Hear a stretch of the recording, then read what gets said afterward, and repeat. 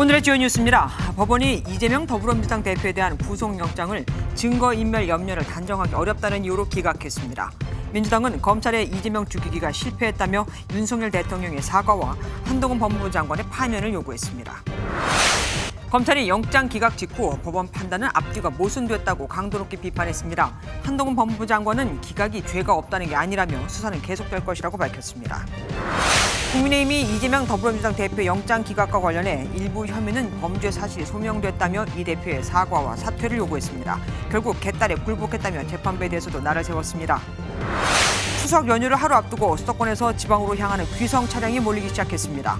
오후 6시를 기준으로 서울 요금소를 출발해 부산까지 가는데 6시간 20분이 걸릴 전망입니다.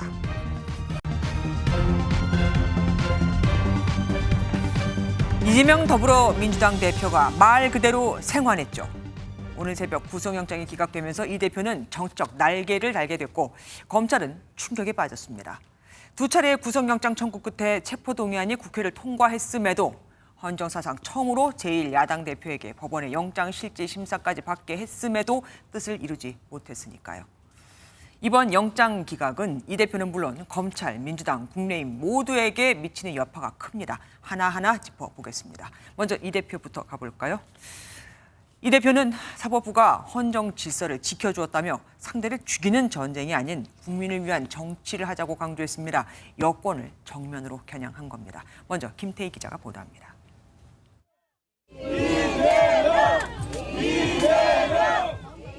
구속영장이 기각되고 구치소를 빠져나오는 이재명 대표를 향해 지지자들이 일제히 환호합니다. 이 대표는 지친 모습이지만 옅은 미소를 띠며 신임 원내대표 홍익표 의원을 비롯한 민주당 의원들과 일일이 악수합니다. 지팡이를 짚고 나온 이 대표는 우선 사법부에 감사를 표했습니다.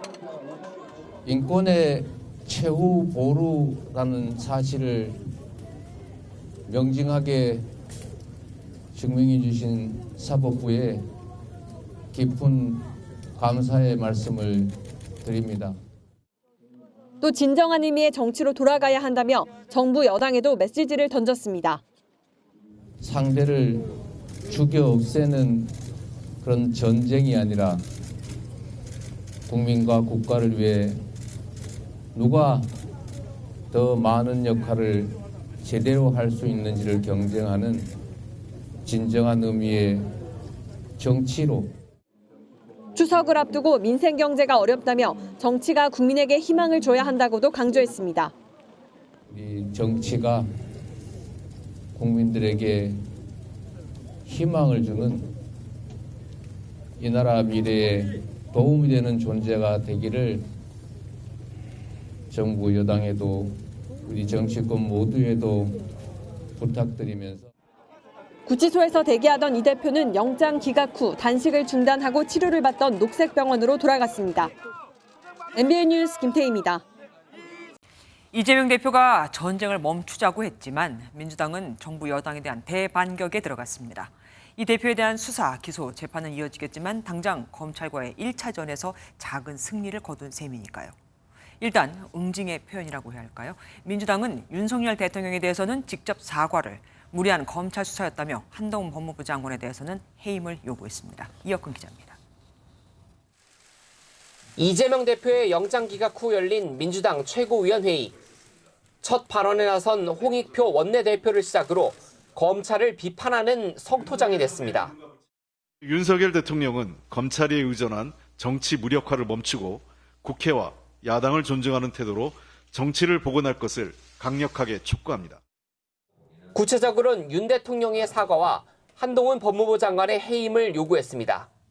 윤석열 대통령은 이제라도 무도한 정치 탄압에 대해 즉각 사과하고 한동훈 법무부 장관을 파면을 포함해 전면적인 국정쇄신에 나서십시오. 이어서 열린 의원총회에선 소속 의원 전원 명의의 입장문이 나왔습니다. 윤석열 대통령은 사과하라! 사과하라! 사과하라! 한동훈 법무장관을 파면하라! 파면하라! 파면하라! 정의당도 검찰 권력이 정적 제거를 위한 정치적 수단으로 전락했다는 것이 드러난 만큼 한동훈 장관과 검찰총장이 책임을 피할 수 없다고 비판에 가세했습니다. MBN 뉴스 이혁근입니다. 이재명 대표에 대한 구속영장 기각은 정치적으로도 상당히 큰 의미를 갖습니다. 민주당 내부적으로는 요 며칠 새 비명계 지도부는 다 사라지고 결국 이 대표 1인 체제가 더 공고해졌으니까요. 이 기세를 밀어붙이려는 걸까요? 국회 체포동의안 표결 때 찬성한 의원을 다 색출하지는 못해도 공개적으로 언급한 사람은 징계해야 한다는 얘기가 나오고 있습니다. 가결파, 숙청이라는 단어까지 언급됐죠. 이병주 기자가 보도합니다. 체포동의안 표결 이후 가결파를 향한 공개적 압박을 이어온 친명계 정청래 최고위원. 한층 더 노골적으로 비판에 나섰습니다. 검찰과 한통속이 되어 이재명 대표의 구속을 열망했던 민주당 가결파 의원들도 참여하고 속죄해야 할 것입니다. 그리고 반드시 외상값은 계산해야 할 것입니다. 체포동의안에 가결표를 던진 건 명백한 해당 행위라는 지적도 이어졌습니다. 가결표 색출은 현실적으로 불가능하지만 공개적으로 가결 분위기를 만든 사람에 대한 징계는 필요하다는 주장입니다. 스스로 자기가 가결표 던진 것을 공개하고 또 정권의 그 야당 탄압 수사 칼날 앞에 서 있는 당대표를 비난한 극소수의 의원들은 징계해야 한다는. 홍익표 신임 원내대표 역시 당선 직후 민주적 선택은 보장돼야 하지만 그에 따른 정치적 책임을 져야 할 것도 있다고 말했습니다. 가결표에 대한 징계도 고려할 수 있다는 의미로 해석됩니다. 전날까지만 해도 해당 행위로 볼 수 없다고 언급했던 안민석 의원은 하루 만에 징계가 불가피하다면서 말을 바꾸기도 했습니다. 다만 최고위 회의 직후 이어진 의원총회에서 가결표 징계에 대한 언급은 없었습니다. 새 원내지도부 구성 뒤 논의한다는 방침인데 이 대표가 송갑석 의원이 물러난 지명직 최고위원 자리에 누굴 임명할지가 또 다른 메시지가 될 전망입니다. MBN 뉴스 이병주입니다. 이렇게 이재명 대표의 입지가 강화되면서 반대로 비명계는 급격히 위축되는 모습이 보이죠. 하지만 체포동의안이 가결됐기 때문에 결국 민주당이 방탄 프레임에서 벗어날 수 있었다. 또한 이 대표가 자신이 약속한 불체포 특권 포기를 하지 않고 체포동의안 부결을 요청했던 점, 앞으로 계속 재판을 받아야 한다는 점 등을 지적하며 이 대표 체제로 내년 총선을 치를 수 있을까 의문을 제기했습니다. 이어서 김순철 기자입니다. 이재명 민주당 대표의 구속영장이 기각되자 비명계에서는 긴장감이 감지됐습니다. 다만 친명계가 체포동의안 가결파에 대한 징계 가능성을 언급한 것을 두고는 거세게 반발하는 모양새입니다. 이원욱 의원은 가결한 의원들 덕분에 당이 방탄 프레임에서 벗어날 수 있었다며 가결했다고 밝힌 의원들에 대해서는 표창을 줘야 한다고 밝혔습니다. 이 대표의 사법 리스크가 완전히 해소된 것이 아니기 때문에 현 체제로 내년 총선을 치를 수 있을지 당내 논의가 필요하다는 주장도 나왔습니다. 유죄 판결이 나올지 안 나올지가 남아있는 거고, 그러니까 이렇게 불안정한 상태에서 당대표직을 하는 게 맞느냐, 저는 상당히 위험하다. 이상민 의원은 한 발 더 나아가 이 대표의 이선 후퇴를 거듭 촉구했습니다. 이재명 대표가 당의 악영향을 주지 않기 위해서 당대표 사퇴라든가 또 특단의 어떤 조치를 내려야지. 중간지대의 한 의원은 체포동의안 가결로 방탄정당 이미지를 피했고 구속영장마저 기각됐으니 최고의 결과라며 당내 통합은 전적으로 이 대표에게 달렸다고 말했습니다. 당장의 계파 갈등은 잦아든 모양새지만 내년 총선 공천이 본격화되면 비명계의 반발은 다시 거세질 가능성도 나옵니다. MBN 뉴스 김순철입니다. 추석 연휴 전날 국민의힘 입장에서는 그야말로 청천벽력 같은 소식이죠. 오늘 오전 예정됐던 추석 인사 일정까지 취소하고 기각 결정을 내린 사법부에 대해 반국민적인 궤변을 했다며 비판했습니다. 또한 민주당이 이 대표가 마치 무죄 판결을 받은 것처럼 호도하고 있다고 거짓 선동을 하고 있다고 꼬집었습니다. 구속영장이 기각됐다고 무죄인 건 아니다 이거죠. 황정 기자가 보도합니다. 국민의힘 의원들이 무권 구속, 유권 석방 등이 적힌 항의 피켓을 들었습니다. 법치 몰락 정의기가 사법부는 각성하라. 각성하라. 각성하라. 각성하라. 당 지도부는 오전 서울역, 용산역 귀성 인사까지 미루고 긴급 최고위원회와 의원총회를 열었습니다. 위증 교사 혐의는 소명되는데 증거인멸 우려가 없다는 기각 사유는 모순이라고 유감을 표시했습니다. 어렵게 살려낸 정의가 편향적 사법부의 반국민적, 반역사적, 반헌법적 결정에 의해 질식당해버리고 말았습니다. 더불어민주당이 마치 무죄 판결을 받은 것처럼 발언하고 있다며 기각 결정의 문제점과 소명된 범죄 내용을 국민께 적극 알리기로 했습니다.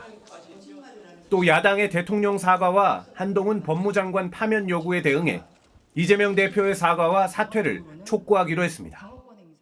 위증 교사와 그리고 백현동 사건은 오히려 상당한 소명이 있다고 그렇게 판단을 했습니다. 대국민 사과를 해야 될 사람은 바로 이재명 대표라고 생각을 합니다. 다만 당 일각에서는 이번 기각이 추석 민심에 악영향을 미칠 수밖에 없다는 우려 목소리도 나오고 있어서 지도부는 연휴 동안 전국 구상의 고심을 거듭할 것으로 예상됩니다. MBN 뉴스 황지연입니다. 대통령실도 당황스럽긴 마찬가지겠죠. 수사 중인 사안에 대해 언급하는 건 적절치 않다며 공식 입장을 내놓지 않고 있지만 말입니다. 다만 기각 가능성을 낮게 봤던 만큼 아쉬운 대목이 많다는 개별 입장은 나오고 있습니다. 원주희 기자입니다. 대통령실은 법원 판단에 무슨 말을 하겠나라며 공식 입장은 없다고 전했습니다. 윤 대통령 역시 영장 기각과 관련해 별다른 언급을 하지 않은 것으로 알려졌습니다. 다만 내부적으로 기각 가능성을 낮게 봤던 만큼 당혹감도 엿보입니다. 한 관계자는 영장 기각이 무죄인 것처럼 받아들여질까 봐 우려된다고 했고, 또 다른 관계자는 위증교사 혐의가 소명되는 것으로 보인다면 그 자체로 구속 사유 아니냐며 아쉬움을 드러냈습니다. 반면 민주당의 친명체제가 연장된 만큼 오히려 반전의 계기로 삼아야 한다는 목소리도 나옵니다. 민주당은 이재명 사법 리스크를 해소할 기회도, 위기의식을 느끼고 쇄신할 기회도 놓쳤다는 지적입니다. 한 대통령실 관계자는 결국 앞으로 여당이 얼마나 혁신하느냐에 달렸다고도 말했습니다. 윤 대통령 역시 연휴에도 민생 안보 현장을 찾아 국민들과 소통하는 등 추석 민심 잡기에만 집중한다는 계획입니다. MBN 뉴스 원중입니다.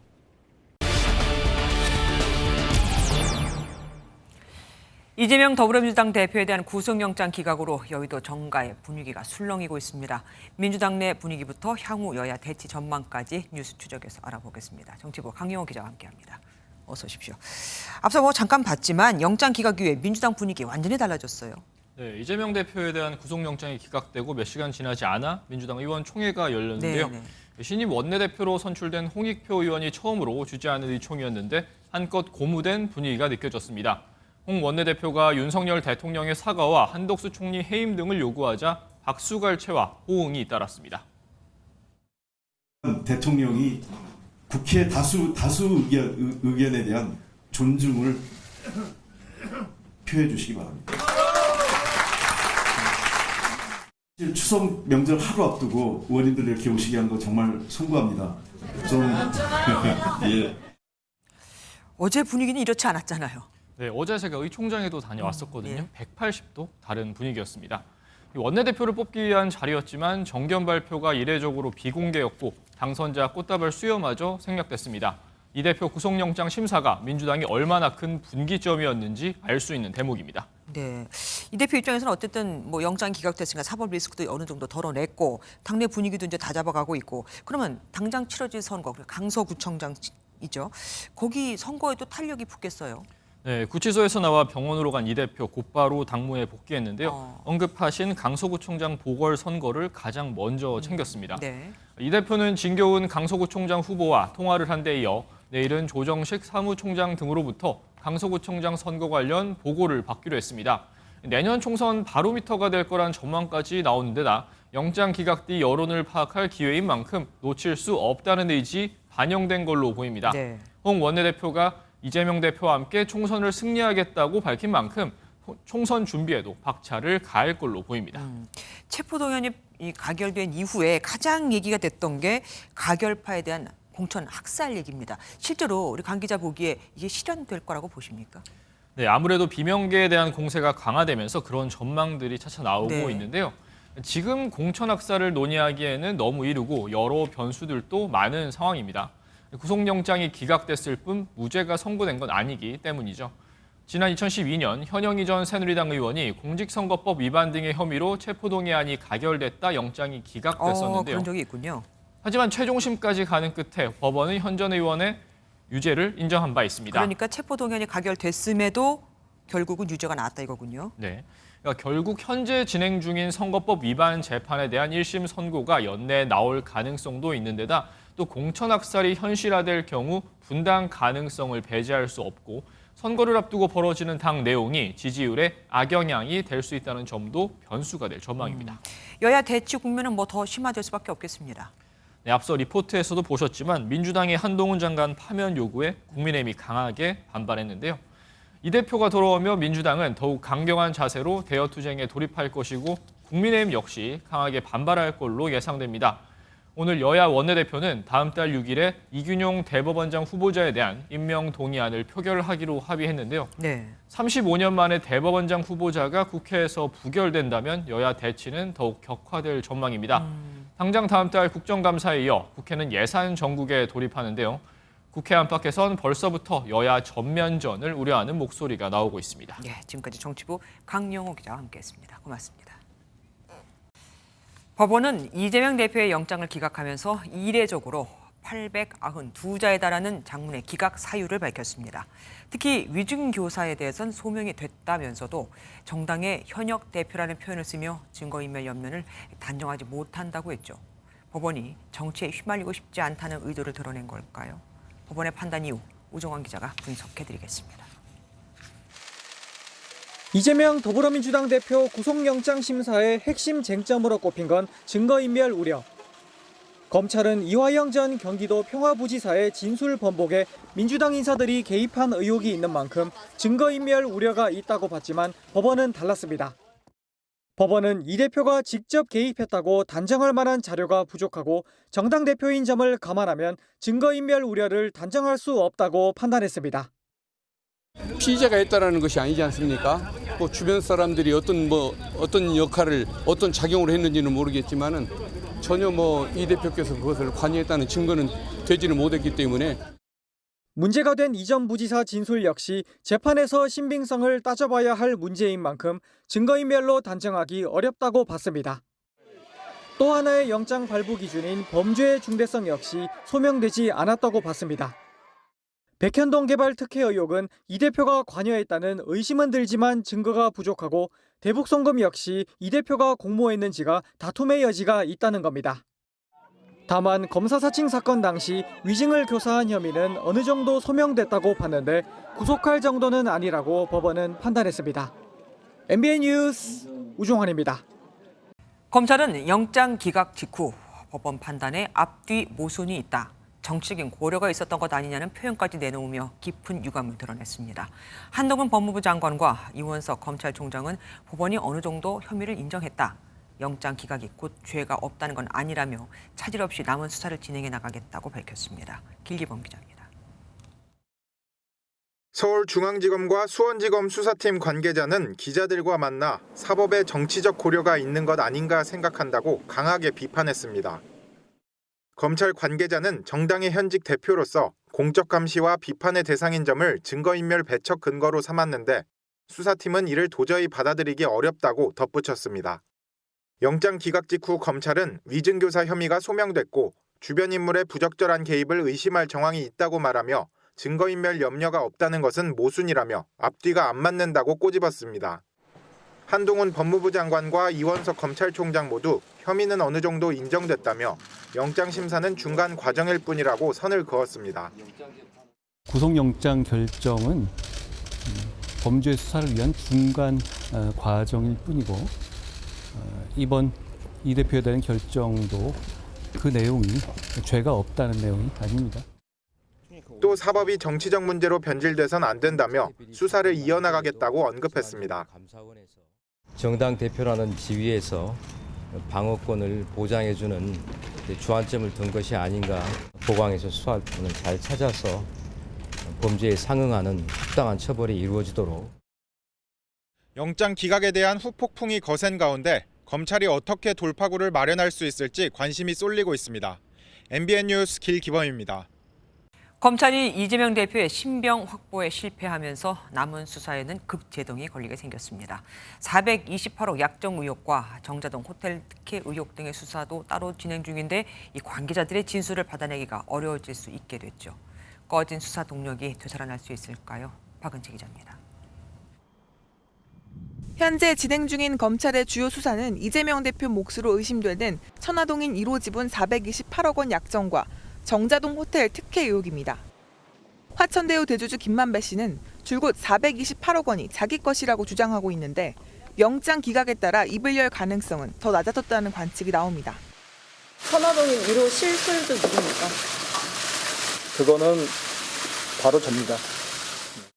성남지청은 정자동 호텔 부지 특혜 의혹과 관련해 지난 6월 시행사 사무실과 성남시청 등을 압수수색했습니다. 이 의혹은 시행사가 지난 2015년 정자동 시유지에 관광호텔을 지으면서 성남시에서 용도 변경과 대부료 감면 등 각종 특혜를 받았다는 내용입니다. 또 민주당 20대 대선 후보 경선 과정에서 김용전 민주연구원장이 불법 정치자금을 받아 재판에 넘겨진 사건과 이른바 허위 인터뷰 의혹도 이 대표를 향해 번질 가능성이 있습니다. 이 밖에 이 대표에 대한 쌍방울 그룹의 쪼개기 후원 의혹도 수사 중에 있습니다. 법조계 관계자는 구속영장 기각으로 당장은 검찰에 대한 비판 여론이 거세지만 수사는 생물인 만큼 다시 동력이 생길 가능성을 배제할 수 없다고 전망했습니다. MBN 뉴스 박은채입니다.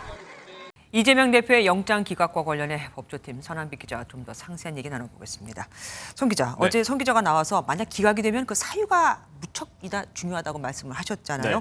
전체적으로 보면 어떻습니까? 일단 기각이 된 만큼 이 대표가 뭐 좀 승리를 했다 이렇게 평가해도 될까요? 이재명 대표가 구속 여부를 놓고 검찰과 싸운 1라운드에서는 판정승을 거뒀다. 총평을 하자면 이 정도 정리해 볼 수 있을 것 같습니다. 검찰 관계자들도 기대했던 결과가 나오지 않았다는 듯 표정이 썩 좋진 않았는데요. 다만 검찰 입장에서 성과를 거둔 부분도 있었습니다. 예를 들면 이 대표의 3가지 혐의 중에서 위증교사 혐의는 소명이 됐다고 인정을 받았습니다. 또 백현동 혐의에서 이 대표의 관여가 있었다고 볼 만한 상당한 의심이 들기는 하다라고 한 점 등은 향후 재판에서 검찰이 유죄를 이끌어낼 가능성을 인정받았다고 볼 수 있겠습니다. 하지만 소명됐다라고 인정받은 혐의는 위증교사 혐의 이거 하나 아닙니까? 그러면 백현동도 그렇고 대북송금 의혹도 그렇고 이거는 반대적으로 수사가 덜 됐다라고도 해석할 수 있는 거 아닙니까? 3가지 혐의 중에서 그 한 가지 혐의만 소명됐다라고 인정받은 점은 검찰 입장에서는 상당히 뼈아픈 대목입니다. 그러니까요. 세부 설명을 볼까요? 백현동 개발 사업은 피의자의 관여가 있었다고 볼 만한 상당한 의심이 들기는 하나 한편 이에 관한 직접 증거 자체는 부족한 현 시점에서 이런 설명이 나오죠. 이 대표가 직접 개입한 증거는 아직 없다는 겁니다. 대북송금 의혹은 피의자의 인식이나 공모 여부, 관여 정도 등에 관하여 다툼의 여지가 있다고 보인다라고 되어 있습니다. 이 역시 이 대표가 직접 지시를 하거나 개입한 증거가 없다는 취지의 설명입니다. 그러네요. 검찰 입장에서는 남은 수사 기간 이 대표의 관여 여부에 수사력을 집중시킬 것으로 보입니다. 하지만 검찰은 이런 말도 합니다. 야당 대표니까 기각시킨 게 아니냐. 쉽게 말해서 특혜 아니냐 이렇게요. 증거인멸 염려에 관한 판사의 기각 사유를 살펴보겠습니다. 다른 이유들을 쭉 설명하고 나서 피의자가 정당의 현직 대표로서 공적 감시와 비판의 대상인 점을 감안할 때 증거인멸에 염려가 있다고 단정하기는 어렵다라고 돼 있습니다. 언론으로부터 일거수일투족 감시를 받는 야당 대표라 증거인멸을 시도하긴 쉽지 않다고 본 셈인데요. 신분이 높을수록 구속을 피해갈 수 있다는 말이냐 이런 지적 나올 수 있는 대목입니다. 검찰 측 반박 한번 더 보겠습니다. 검찰은 위증교사 혐의가 소명됐는데 그런데 증거인멸 우려는 없다고 말한 게 모순이라고 지적을 했습니다. 이게 얼핏 들어보면 검찰 말이 맞는 것도 같아요. 상식적으로 생각해보면 맞는 말로 느꼈습니다. 위증교사를 했던 사람이라면 증거인멸 우려가 있다, 없다? 뭐 이런 식의 질문을 던지면 있다라고 답할 사람이 더 많을 겁니다. 그러니까요. 다만 이 부분도 영장 판사는 법리를 매우 까다롭게 적용을 했습니다. 판사는 위증교사 혐의와 백현동 개발 사업의 경우 현재까지 확보된 인적 물적 자료에 비추어 증거인멸에 염려가 있다고 보기는 어렵다라고 설명을 했는데요. 이건 검찰이 증거를 충분히 확보했다는 설명입니다. 그러니까 증거인멸 우려라는 게 있을 수가 없다라는 겁니다. 이화영 전 부지사의 진술이 왔다 갔다 한 점, 이것도 증거인멸을 시도한 것처럼 보이기도 했는데 법원에서는 그렇게 보지 않았나 봐요. 예, 맞습니다. 대북 송금 의혹 수사에서 이 전 부지사는 검찰 조사 때 이재명 대표에겐 보고하지 않았다라는 취지로 진술을 했었죠. 네. 그런데 지난 6월 조사에선 당시 도지사였던 이재명 대표에게 보고를 했다는 취지로 진술을 하면서 그 입장을 번복했습니다. 이에 대해서 영장 판사는 이화영의 기존 수사기관 진술에 임의성이 없다고 보기는 어렵고 진술의 변화는 결국 진술 신빙성 여부의 판단 영역인 점 등을 고려했다고 설명했습니다. 좀 어렵게 느껴질 수 있는데요. 다시 말하면 기존 진술에 임의성이 있을 수 있다. 그러니까 기존 진술과 바뀐 진술 중 무엇이 진실일지는 지금은 알기 어렵고 재판에 가서 가려야 한다는 겁니다. 법원 단어 좀 빨리 바꿔야겠어요, 쉽게. 어쨌든 이 대표에 대해서 검찰 다시 구속영장 청구하겠습니까? 가능성은 현재로서는 매우 낮습니다. 왜냐하면 지금 국회가 회기 중이라서 영장을 청구하면 또다시 국회에서 체포동의안이 통과되어야 하는데 영장이 한번 기각됐기 때문에 통과되는 게 쉽지 않을 겁니다. 네. 그렇기 때문에 추석 연휴가 지나면 불구속 상태에서 재판에 넘겨 결국 법정에서 진검승부를 벌일 것으로 보입니다. 예, 뉴스 추적 지금까지 선한빛 기자와 함께했습니다. 고맙습니다. 자녀 입시 비리 혐의로 징역 4년형을 선고받은 정경심 전 동양대 교수가 형기를 11개월 남기고 가석방으로 풀려났습니다. 휠체어를 타고 나온 정정 교수는 취재진의 질문에는 침묵했지만 지지자들의 손인사에는 또 자기도 인사를 보냈습니다. 윤현지 기자가 보도합니다. 마스크를 쓰고 휠체어를 탄 정경심 전 동양대 교수가 구치소를 나옵니다. 한 말씀이라도 부탁드립니다. 30여 명의 지지자들은 피켓을 들고 정 전 교수의 출소를 맞았습니다. 견뎌주셔서 고맙습니다. 정 전 교수는 취재진의 질문에는 답하지 않았지만 지지자들을 향해 손인사를 하고 가볍게 목례한 뒤 차에 올랐습니다. 조국 전 장관을 비롯한 가족은 현장에 나오지 않았습니다. 정 전 교수는 딸 조민 씨의 동양대 표창장을 위조하는 등 조 씨의 부정 입학에 관여한 혐의로 지난해 1월 대법원에서 징역 4년형을 선고받았습니다. 현행법상 유기징역은 형기의 3분의 1을 채우면 가석방될 수 있는데 지난 20일 법무부는 내년 8월 만기 출소를 앞둔 정 전 교수의 가석방에 대해 적격 판정을 내렸습니다. 정 전 교수는 그간 건강 문제를 호소하며 여러 차례 형 집행정지를 신청했고 1개월간 일시 석방되기도 했습니다. 아들 조원 씨와 관련한 입시 비리 혐의로 진행 중인 항소심에는 불구속 상태로 출석할 것으로 보입니다. MBN 뉴스 윤현지입니다. 오늘 열린 신원식 국방부 장관 후보자 인사청문회에선 민주당이 신 후보자의 극우 막말 논란을 집중적으로 파고들었습니다. 신 후보자는 표현이 과했다며 거듭 사과했는데 홍범도 장군의 흉상 이전과 육군 사관학교 졸업장 회수에 대해서만큼은 다운화한 입장을 보였습니다. 권용범 기자가 보도합니다. 지난 2019년 보수단체 집회에서 문재인 전 대통령에 대한 과격 발언을 해 논란이 된 신원식 국방부 장관 후보자. 청문회 초반부터 야당은 사과부터 하라며 압박에 나섰습니다. 막말 퍼레이드가 이어지고 있었기 때문에 청문회를 할 가치조차 없다. 신 후보자는 표현이 과했다며 장관이 된다면 신중하게 발언하겠다고 거듭 고개를 숙였습니다. 자연인 신분으로서 장애 집회에서 한 말이지만 적절하지 않았다고 제가 유감을 표합니다. 또 쿠데타는 절대 있어서는 안 되고 있을 수도 없는 일이라며 군사 쿠데타 옹호 발언도 사과했습니다. 하지만 홍범도 장군의 흉상 이전과 육군 사관학교 졸업장 회수에 대해선 강한 의지를 내비쳤습니다. 북한 공산주의와 싸워서 나라를 지킨 육군 사관학교에 홍범도 장군의 졸업장을 준 그 자체가 저는 좀 잘못됐다고 생각합니다. 9.19 군사 합의에 대해선 폐기까지는 못 가더라도 효력 정지는 할 수 있도록 하겠다고 밝혔습니다. MBN 뉴스 권용범입니다.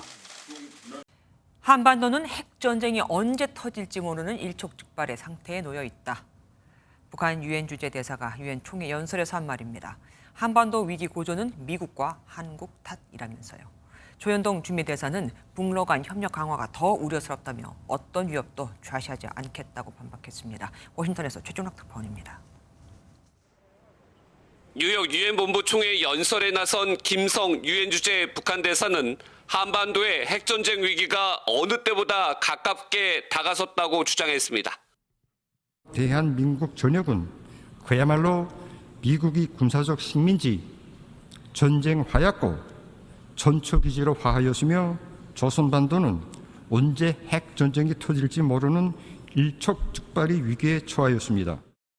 한반도 위기 고조는 미국과 한국 탓으로 돌리며 핵무기를 포기하지 않고 자위력을 강화하겠다는 기존 입장을 반복한 겁니다. 김 대사는 특히 윤석열 대통령의 호칭을 생략하며 북러 간 무기거래 경고에 대해 간섭할 문제가 아니라고 목소리를 높였습니다. 자주적인 주권 국가들 사이에 평등하고 호의적인 관계 발전은 미국의 식민지에 불과한 대한민국이 간섭할 문제가 못 됩니다. 김상진 주유엔 한국 대표부 차석 대사는 곧바로 개별 발언을 신청해 북한은 비논리적이고 황당무계한 주장을 반복하고 있다고 반박했습니다. 조현동 주미대사도 북러 간 협력 강화가 가장 우려스럽다며 어떠한 위협도 좌시하지 않을 것이라고 강조했습니다. 우크라이나뿐만 아니라 우리 안보와도 직결되는 심각한 도전일 것입니다. 한미동맹은 우리 안보에 대한 어떠한 위협도 결코 좌시하지 않을 것입니다. 북한의 핵 위협으로 한반도 긴장이 더욱 고조된 상황에서 주미 대사는 한미 간 확장 억제와 한미 3자 간 안보 협력이 효과적으로 대응할 것이라고 전망했습니다. 워싱턴에서 MBN 뉴스 최종락입니다. SNS 공개 채팅방에서 즉석 만남을 미끼로 20대 남성을 유인해 폭행하고 금품을 빼앗은 일당 3명이 붙잡혔습니다. 여학생이 낀 10대들이었는데 유흥비 때문에 그랬다고 하네요. 박상호 기자입니다. 골목길을 걷던 남성 2명이 바로 옆을 지나는 남녀에게 다가갑니다. 다짜고짜 남성의 목을 조르더니 바닥에 넘어뜨려 때리기 시작합니다. 주먹을 수차례 날리고 발로 얼굴을 차기도 합니다. 겨우 정신을 차린 피해 남성이 도망가자 끝까지 쫓아갑니다. 얼굴만 이렇게 과격을 하더라고. 눈피 났고 내가 눈이 마주치니까 내가 얼마나 놀랬겠노. 그런데 피해 남성과 함께 있던 여성은 태연히 이 모습을 지켜보기만 합니다. 알고 보니 폭행을 가한 남성 2명과 여성은 한패였습니다. 모두 10대 학생들이었습니다. 이들은 SNS 공개 채팅방에서 즉석 만남을 미끼로 20대 남성을 이곳으로 유인했습니다. 그리고는 폭행하고 지갑과 휴대전화를 빼앗아 달아났습니다. 서면에서 더 술 마실 사람 그렇게 올린 거죠. 여자인 척해서 꼬셨고. 피해자의 신고를 받은 경찰은 CCTV를 추적해 셋이서 오토바이를 타고 가는 장면을 포착하고 5시간 만에 모두 긴급 체포했습니다. 이들은 유흥비를 마련하려고 범행을 저질렀다고 진술했습니다. 경찰은 강도상해 혐의로 3명 모두 입건하고 주범 1명에 대해선 구속영장 신청을 검토하고 있습니다. MBN 뉴스 박상호입니다.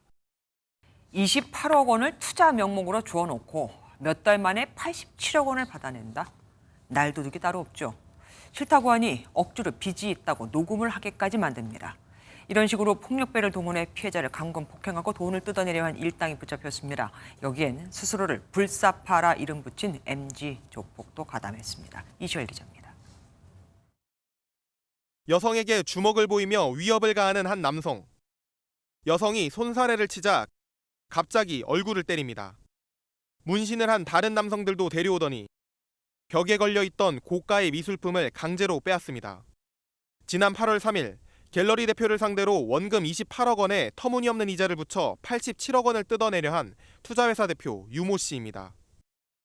87억의 빚이 있다는 진술을 강제로 강요하여 녹음을 하기도 하였으며 몰래 위치 공유 어플을 설치하여 실시간 동선을 감시하기도. 유 씨 일당은 범행 과정에서 이른바 MG 조폭과 조선족 폭력배들도 다수 동원했습니다. 깡패들 여기가 돈 주고 다 다른 회사야. 돈 여기서 안 주고 네 손에 여기서 안 잘려. 걱정하지 마. 특히 스스로를 불사파라고 부른 MG 조폭은 전신 문신을 하고 강남 고급 아파트에 살며 고가의 외제차를 몰고 다녔습니다.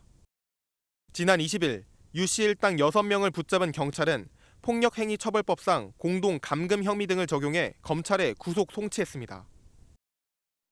경찰은 체포영장이 발부된 나머지 피의자 3명에 대해 추적 중인 한편 이른바 MG조폭, 불사파의 여죄에 대해서도 수사를 이어나갈 방침입니다. MBN 뉴스 이시열입니다. 요즘 우리 초중고생들의 도박 중독이 심각하다는 걸 아십니까? 무려 19만 명이 위험 집단에 해당하거든요. 처음엔 용돈벌이로 시작했다가 중독돼 중고생 선후배들끼리 고금리에 사채놀이를 하고 심지어 이 불어난 빚을 감당 못해 극단적인 선택을 하는 일까지 벌어지고 있습니다. 어른들의 도박, 불법 사채 시장과 다를 바 없죠. 심각한 청소년들의 온라인 도박 중독 실태, 먼저 표선우 기자가 보도합니다. 돈을 땄다며 SNS에 올라온 수익 인증 게시물에 호기심이 생겨 온라인 도박을 시작한 A군. 도박을 대신 해주고 수수료를 받는 이른바 대리토토 용돈벌이부터 아예 도박 수익 인증샷 자랑은 친구들 간의 유행입니다. 야, 어제 그 선배 100만 원 땄던데 이러면서 얘기를 좀 대놓고 하는 편이에요. 재미를 붙였는데 돈이 없을 땐 고금리로 친구에게 돈을 빌리기도 합니다. 1,000만 원 정도 받은 애들도 있고 담보로 뭐 부모님 신분증이나 그런 거 요구해서 그러다가 갚지 못하면 폭행과 갈취 같은 범죄로 이어지는 경우도 있습니다. 잃으면 잃었다고 집에 불러서 때리고 주변 친구들한테 가입을 강요시키고 심지어 불어난 빚을 감당하지 못해 극단적 선택을 하는 청소년까지 잇따르고 있습니다. 100명 중에 5명이라고 하는데 실질적으로 접수되는 인원에서 요청하지 않은 친구들이 더 많이 분포되어 있다고 볼 수 있고요.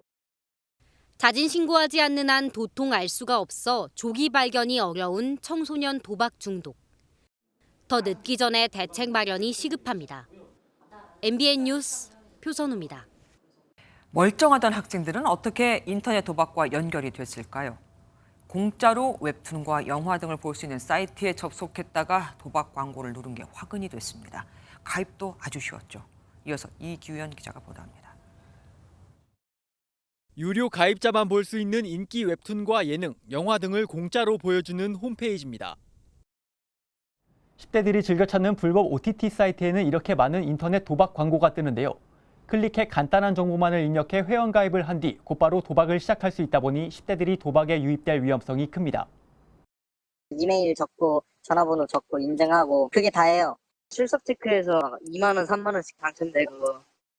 하지만 이런 도박 사이트에 대한 단속은 사실상 무방비 상태입니다. 지난해 5만 8천여 건의 신고가 접수됐지만 이를 심의하고 차단하는 실무자는 단 3명에 불과합니다. 게다가 청소년 도박이 또 다른 범죄로 커질 우려도 있지만 학교 역시 정확한 실태 조사나 예방 대책이 없다시피 합니다. 실질적으로 선생님이 제재를 하거나 확인을 하거나 이럴 수 있는 상황은 안 됩니다. 인권 침해라는 부분도 있어서 사생활 침해가 있기 때문에. 경찰은 내년 3월 말까지 청소년 도박을 특별 단속할 방침이지만 전국 초중고등학생 398만여 명 가운데 19만 명 넘게 도박 중독 위험군에 속할 정도로 심각한 수준이어서 더 늦기 전에 보다 확실한 대책을 마련해야 한다는 목소리가 높습니다. MBN 뉴스 이규현입니다. 보이스피싱 사기로 1,500만 원을 잃었는데 6년이 지나서 그것도 내 생일에 경찰이 돈을 찾았다며 전화가 왔습니다. 피해자는 로또를 맞은 기분이었다고 하네요. 경찰이 이달부터 일부 피해자들에게 되찾은 돈을 돌려주고 있습니다. 이승훈 기자가 취재했습니다. 6년 전 저금리 대출이란 말에 속아 2천만 원을 보이스피싱 사기당한 A씨. 당시 1,500만 원은 돌려받지 못했는데 최근 한 통의 전화를 받았습니다. 경찰이 가상자산 거래소에 묶인 피싱 피해금의 주인을 찾아 돌려준 겁니다. 생일날 또 거둔 행운이 오니까 로또 된 기분? 어제 한전까지 다 한 다음에는 통장을 몇 번을 확인했어요. 꿈인가 생긴가. 그동안 피해자가 피싱 조직의 은행 계좌로 사기를 당했다면 신속한 피해 회복이 가능했지만 가상 계좌로 보낸 경우에는 환급이 어려웠습니다. 지난 2017년부터 가상 계좌에 묶인 피싱 피해금만 122억 원. 이달부터 경찰이 100명에게 돌려준 돈만 40억 원에 달합니다. 이번 사건은 현행 법과 제도의 미비 때문에 피해자들이 신속한 환급을 받지 못할 수밖에 없었던 빈 공간을 경찰 활동을 통해서 메꿀 수 있었다는 데 의의가 있습니다. 경찰은 가상자산 거래소와의 지속적인 협의를 통해 남은 피해자 403명에 대한 돈도 찾아줄 예정이라고 밝혔습니다. MBN 뉴스 이승훈입니다. 엿새간 추석 연휴를 앞두고 고속도로는 정체가 이미 시작됐습니다. 이번 연휴 이동 인구는 지난해보다 27% 늘어난 4천만 명으로 10명 중 9명은 승용차를 이용할 거라고 하네요. 서울요금소에 나가 있는 취재기자 연결해서 지금 상황 알아보도록 하겠습니다. 이교욱 기자, 벌써 막힌다고요?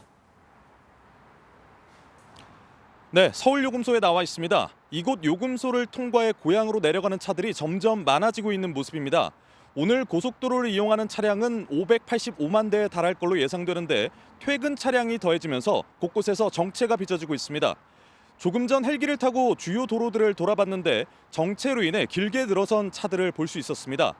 고속도로 실시간 상황을 살펴보면요. 먼저 경부선 천안나들목 인근인데 하행선이 막혀 있어 차들이 서행하고 있습니다. 다음으로 중부선 호법 분기점인데요. 남이천 방면으로 차들이 제속도를 내지 못하고 있습니다. 오후 6시 기준 서울에서 출발하면 부산까지 6시간 20분, 광주까지는 5시간 50분, 대전까지는 4시간이 걸릴 것으로 예상됩니다.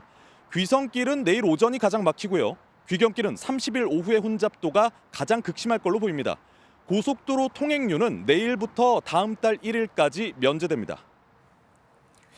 비행편이나 철도를 이용해서 내려가는 분들도 꽤 되죠. 네, 맞습니다. 공항도 하루 종일 북적였는데요. 고향이나 여행지로 떠나는 시민들 목소리는 밝았습니다. 들어보시죠.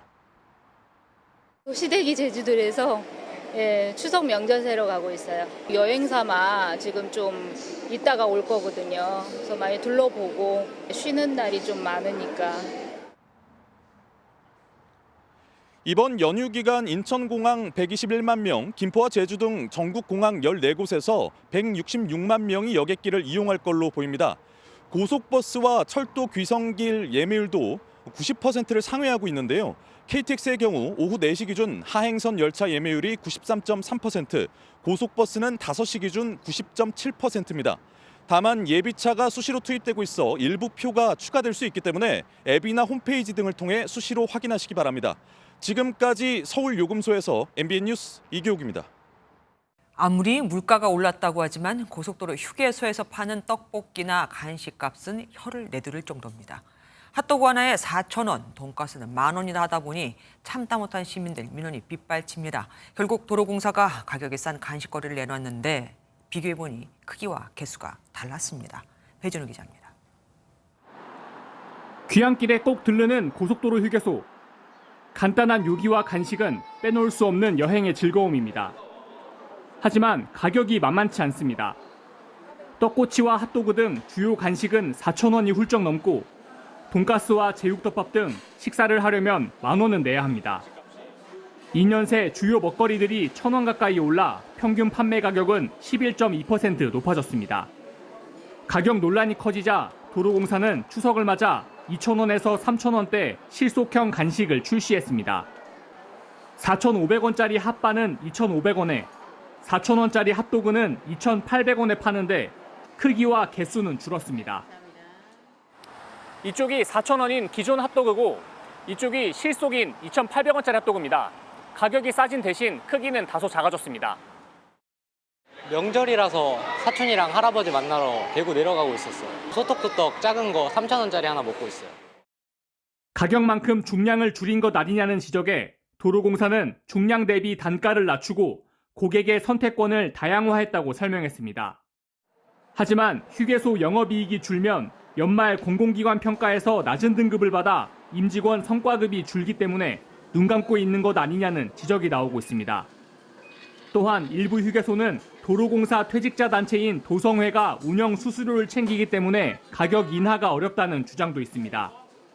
국토교통부는 다음 달 내놓을 이권 카르텔 혁파 종합대책에 휴게소 운영 문제도 포함하는 방안을 검토하고 있습니다. MBN 뉴스 배준우입니다.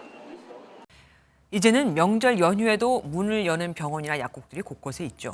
그런데 연휴 때 이곳에 평소처럼 갔다가는 진료비 영수증에 놀라실 수 있습니다. 엿새간의 추석 연휴에는 이른바 토요일, 야간, 공휴일 진료비 가산 제도가 적용되기 때문입니다. 전남주 기자가 알아봤습니다. 이번 추석 황금 연휴 기간에 병의원이나 약국을 이용하면 평소보다 비용을 30%에서 50% 더 내야 합니다. 진료비가 비싸지는 이유는 토요일과 야간, 공휴일 진료비 가산 제도가 적용되기 때문인데 의료기관 직원들이 초과 근무하는 시간에 대한 보상 개념입니다. 모든 의료기관은 토요일과 평일 야간, 공휴일에 진료를 받으면 진찰료 중 기본 진찰료의 30%가 더해집니다. 동네 의원과 약국에 한해서는 토요일 오후뿐 아니라 오전 9시부터 오후 1시 사이에 진료를 받아도 30%의 가산 금액이 생깁니다. 하는데 뭐 저희가 9시에 오픈하고 5시에 닫는 날도 있고 3시에 닫는 날도 있고. 그거는 이제 원래 이제 공휴일이라 다 30% 가산됐던 거고요. 예를 들어 환자가 토요일, 공휴일이나 평일 야간 동네 의원에 가면 평일보다 30% 추가된 초진 진찰료 21,645원 중 본인 부담금으로 평일보다 1,499원 불어난 6,494원을 내야 합니다. 여기에 진료받을 때 추가 검사나 처치를 받게 되면 환자 부담금은 더 늘어날 수 있습니다. 황금 연휴 기간 병의원이나 약국 운영 현황은 스마트폰 애플리케이션이나 보건복지부와 지자체 콜센터에서 안내받을 수 있습니다. MBN 뉴스 전남주입니다. 잔칫날이 참사날이 됐습니다. 이라크 북부에서 치러진 결혼식장에서 대형 화재 참사가 발생을 했거든요. 폭죽이 원인으로 보이는데 사상자는 최소 200여 명. 하지만 중상자가 많고 수색 작업이 진행 중이라 피해는 더 늘어날 것으로 보입니다. 고정수 기자입니다. 결혼식을 상징하는 흰색 천이 불에 탄 채 놓여 있습니다. 건물을 버티던 철골물은 무너지거나 크게 휘었습니다. 기독교식 결혼이 진행되던 이라크 북부 니네베주의 결혼식장에서 큰 화재가 발생했습니다.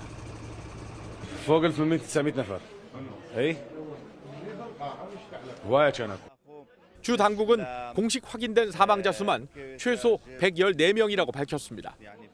부상자를 포함한 사상자가 최소 200여 명인 것으로 전해진 가운데 한 구호단체는 사상자가 450명 이상이라고 밝히기도 했습니다. 심한 화상을 입은 부상자가 많고 수색 작업이 진행 중이라 피해 규모는 더 늘어날 수 있습니다. 화재 원인에 대한 조사가 진행 중인 가운데 현지 언론은 결혼식에 쓰인 폭죽을 발화 요인으로 지목했습니다.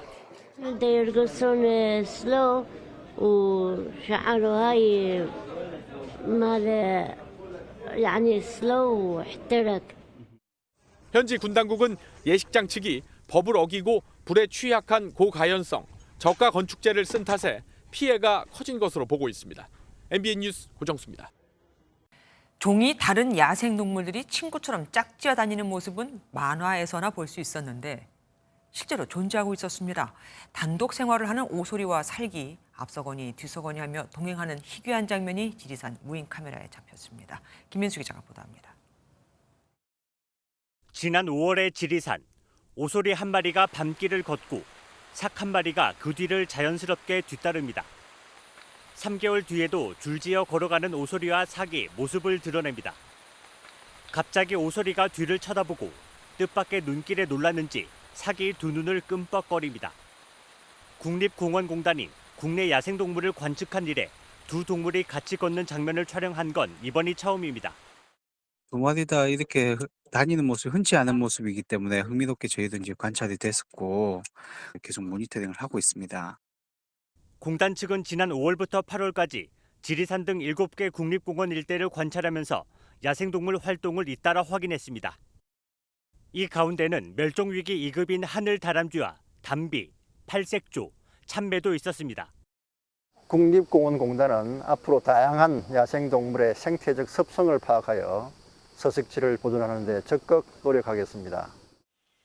경주에서는 사람이 드나드는 습지에서도 새끼삭 3마리가 한 달 새 덩치도 커지고 무릉덩이를 단번에 뛰어넘을 만큼 건강하게 자라서 눈길을 끌었습니다. MBN 뉴스 김민수입니다. 학부모가 아이 가방에 몰래 녹음기를 넣어서 교사의 발언을 녹음하고 감시하는 일이 종종 벌어졌었고 그때마다 논란이 일었었죠. 이럴 경우 형사처벌이 될 수 있어서 문제가 되기도 했었고요. 그런데 이런 내용의 학생지도 가이드라인이 학교 현장에 배포됐습니다. 그러니까 딱 지적해서 이러면 안 된다고 말입니다. 앞으로 더더욱이 몰래 녹음을 하면 안 됩니다. 박유영 기자가 내용을 살펴봤습니다.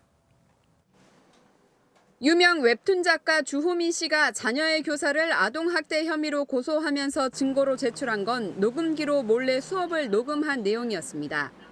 이 때문에 고소 경위와 별개로 녹음 행위 자체를 놓고 갑론을박이 벌어지기도 했습니다. 주 씨 사례 외에도 학교 현장에서 휴대전화 녹음기를 악용하는 일도 심심찮게 일어납니다. 어머니가 휴대폰을 주면서 이 빨간 버튼을 눌러, 아침부터 눌러 이렇게 해서 하루 종일 녹음을 했다고. 제가 하지도 않은 말을 짧게 하시거나 녹취록을 가지고 그 아동학대 신고를 하겠다고 정말 제가 죽고 싶은 심정이 들더라고요. 하지만 이런 행위는 원칙적으로 금지됩니다. 교육부가 유치원과 초중고에 배포한 학생생활지도 고시 해설서에서 교사 동의 없이 수업을 녹음하거나 듣는 행위는 교권 침해에 해당한다고 명시했기 때문입니다. 이에 따라 교육청이 고발할 수도 있습니다. 해설서에는 문제 행동 학생을 분리할 수 있는 상황별 예시와 방법, 절차 등도 담겨 있는데 이에 대해선 우려와 기대가 엇갈립니다. 선생님들이 지금 돌아가면서 비어있는 시간 동안 그 학생들을 맡아야 한다고 생각을 하시니까 하나도 도움이 되지 않고 이 재정이라든가 뭐 그 예산이라든가 장소 이런 문제들이 해결이 안 되니까 그 안에서 돌고 도는 거죠. 교육부는 분리학생 관리가 일선 교사의 또 다른 부담으로 이어지지 않도록 내년에 관련 예산을 반영하겠다는 방침입니다. MBN 뉴스 박영입니다. 2018년부터 전좌석 안전띠 착용이 의무화됐지만 뒷좌석 착용률은 17%에 불과할 정도로 낮습니다. 그러다 보니 달리는 차량 속 탑승자의 안전띠 착용 여부를 실시간으로 알 수 있는 시스템까지 등장을 했다고 하네요. 뒷좌석도 안전띠를 매지 않으면 과태료 부과 대상이 되죠. 최은미 기자가 보도합니다. 고속도로를 빠르게 달리는 차량들. 앞에서 트럭이 차선을 바꾸려다 튕겨나오자 피하려던 차량들이 줄줄이 추돌합니다. 이처럼 고속도로에서 차선을 바꾸려다 큰 사고로 이어지는 일은 생각보다 빈번한데 문제는 안전띠, 특히 뒷좌석 안전띠 착용 여부입니다. 실제로 지난 5월부터 넉 달간 요금소를 통과한 차량 11만여 대를 분석한 결과 뒷좌석 안전띠 착용률은 17.7%에 불과했습니다. 탑승 인원이 많아질수록 착용률은 더 낮아졌는데 뒷좌석에 3명이 탔을 땐 단 1명도 안전띠를 착용하지 않은 것으로 나타났습니다. 이렇다 보니 과속 단속하듯 인공지능 시스템을 이용해 안전띠 착용 여부를 감지하는 카메라도 개발됐습니다. 대왕판교 톨게이트에 설치된 안전띠 착용 검지 시스템입니다. 설치된 카메라가 차량 내부를 투과해 탑승자들의 안전띠 착용 여부를 실시간으로 보여줍니다. 차량이 톨게이트에 진입하자 운전석과 조수석엔 초록불이 뜨지만 뒷좌석엔 빨간불이 들어옵니다. 안전띠를 착용하지 않았다는 뜻입니다. 전문가들은 좌석 안전띠 경고음 시간을 늘리는 등 제도 개선도 필요하다고 강조합니다.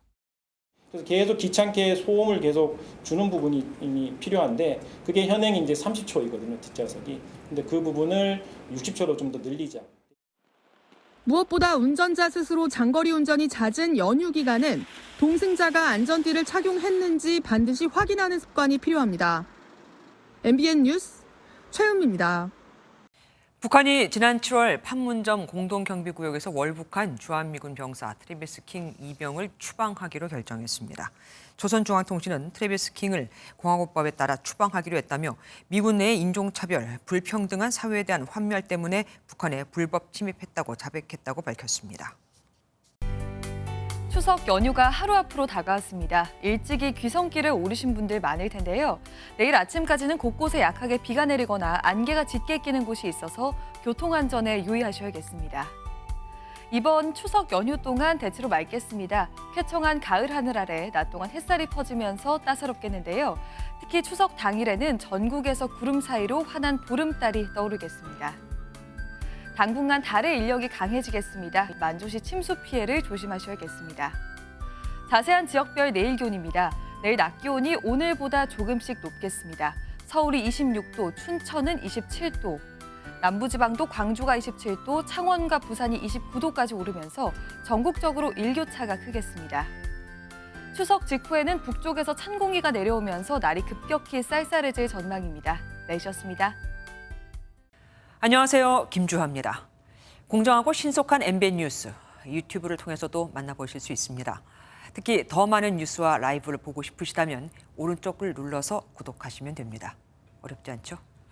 빠르고 정확한 뉴스로 계속 찾아뵙겠습니다. MBN 뉴스를 시청해주신 여러분 고맙습니다.